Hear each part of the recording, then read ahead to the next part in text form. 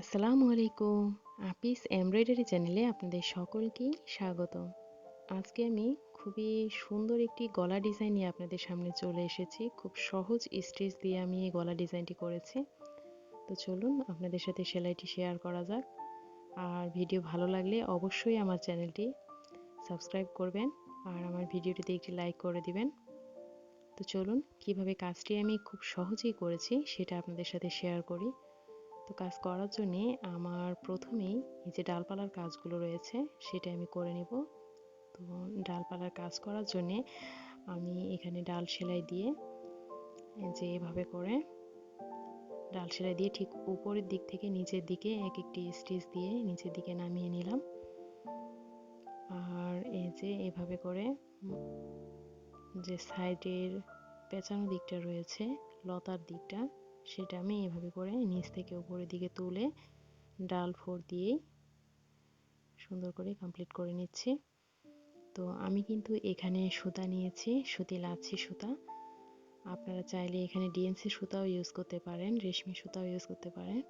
তবে সুতি লাচ্ছি সুতাটা যে আছে সেটার কাজ করা কিন্তু অনেক সুবিধাজনক, যার কারণে আমি এই সুতাটাই সব থেকে বেশি ইউজ করি আর অনেক সহজলভ্য এই সুতাটি। তো আপনারা চাইলে কিন্তু এখানে রেশমি সুতাটাও ইউজ করতে পারেন। আর এই যে ফুলের যে কাজগুলো রয়েছে সেগুলো কিন্তু আমি একই সুতা দিয়ে করেছি। আপনারা যদি চান বড়দের গলায় এই ডিজাইনটি করতে তাহলে আরও ফুলের পরিমাণ বাড়িয়ে দিয়ে নিচের দিকটায় আরেকটু বাড়িয়ে দিয়ে নিতে পারেন। অনেক সুন্দর একটি ডিজাইন, চাইলে আপনারা বড়দের জামাতেও কাজ করতে পারেন, ছোটদের জামাতেও কাজ করতে পারেন। আর এই যে এক সাইডের ফুলের ডিজাইনটি রয়েছে সেটা চাইলে বর্ডার লাইন হিসেবে ইউজ করে ওড়নাতেও কাজ করতে পারেন।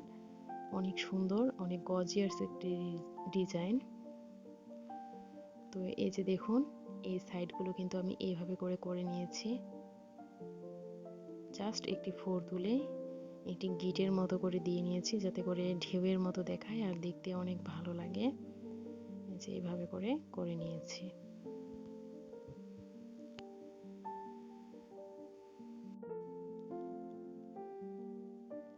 এই যে দেখুন এভাবে করে কিন্তু আমি পুরো যে ডাল সেলাইয়ের কাজটি রয়েছে আমি করে নিচ্ছি। আর এভাবে আমি ঢেউয়ের কাজটি করেছি। পাতার কাজ করার জন্য আমি কিন্তু এখানে জাস্ট 3টি ফোর দিয়ে একটি পাপড়ি করেছি।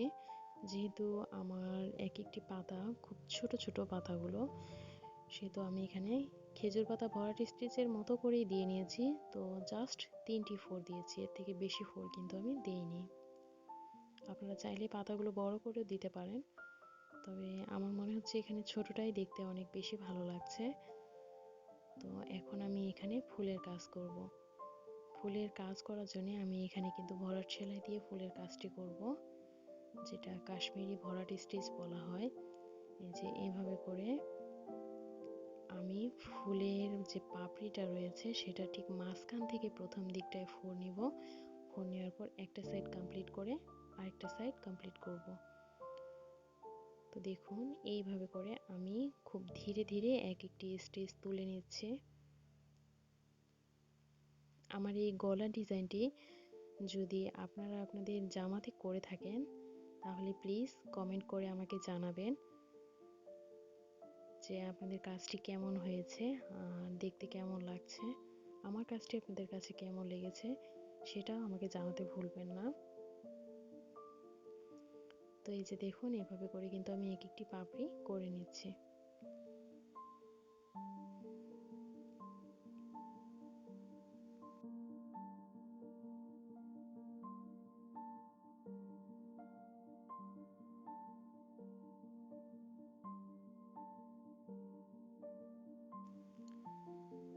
তো এই যে দেখুন এখানে কিন্তু পুরো ফুলের কাজটি যখন আমার হয়ে গিয়েছে আমি কিন্তু তখন যে মাঝখানে যে বৃত্তটির ফাঁকা জায়গাটি রয়েছে সেটা আমি পূরণ করার জন্য ফ্রেঞ্চ নট স্টিচ দিয়ে কিছু ফোর তুলে নিচ্ছি।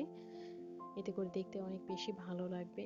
আর আপনারা চাইলে কিন্তু এখানকার মাঝখানকার যে বৃত্তটি রয়েছে সেটা আরেকটু বড় করে দিয়ে এখানে ডলার বসাতে পারেন, বা ছোট সাইজের ডলারও বসাতে পারেন, অথবা ছোট সাইজের যে চুমকিগুলো রয়েছে সেগুলো বসাতে পারেন বা পুঁথিও বসাতে পারেন।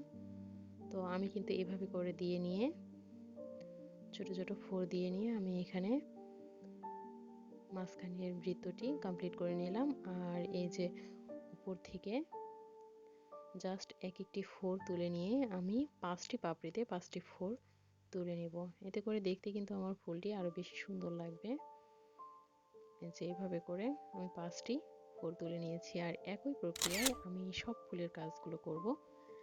আমার এই ডিজাইনটি আপনাদের কাছে ভালো লেগে থাকলে প্লিজ আমাকে কমেন্ট করে জানাতে ভুলবেন না। আর আজকের মতো আমি এখানেই বিদায় নিচ্ছি। আল্লাহ হাফিজ। আসসালামু আলাইকুম।